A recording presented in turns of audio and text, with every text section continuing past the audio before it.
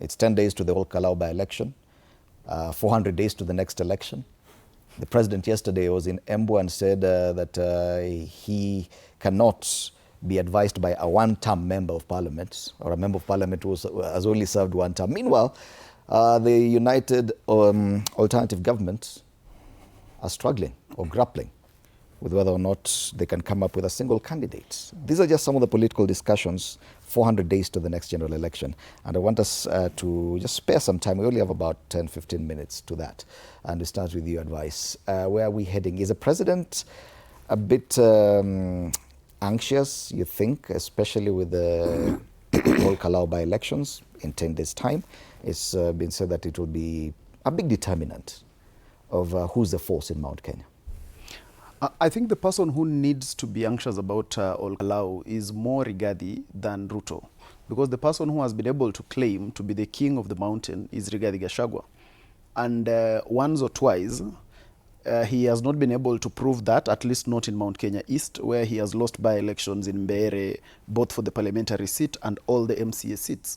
So the chant that he has continued to chant, that I am the king of the mountain, here is a chance for him to prove, okay, fine, we might say this was Mount Kenya East. Now, this is the heart of the mountain. Mm-hmm. And by mere fact that I see a lot of wailing and crying on social media around the election, the script of these elections has always been the same, that the one who starts complaining first is more likely the loser. Mm-hmm. You always were able to see during all the elections, when you see the person who starts holding then a number of press conferences talking about IEBC, that goons here, there is someone who has been in, most likely that person is more likely going to be the loser. And I'm seeing a lot of that happening at DCP, despite the fact that this is actually supposed to be an easy win for them if what they say is anything to go by. Mm-hmm. But at the end of the day, what will happen in the election, as I have always observed in the previous election, is that he who is the most organized person, he who will be able to bring out their people to actually vote, that is the person who will actually win the election. And it will be a big egg on Rigathi Gachagua's face and on the DCP face in the event that they lose the Ol Kalou by-election, because I don't know whether they will still be up and down chanting the narrative of it was rigged and all that. Because if this is your stronghold, if this is actually where you're saying that you have, I know Rigathi moves around saying he moves around with 4 to 6 million votes that people should be looking for.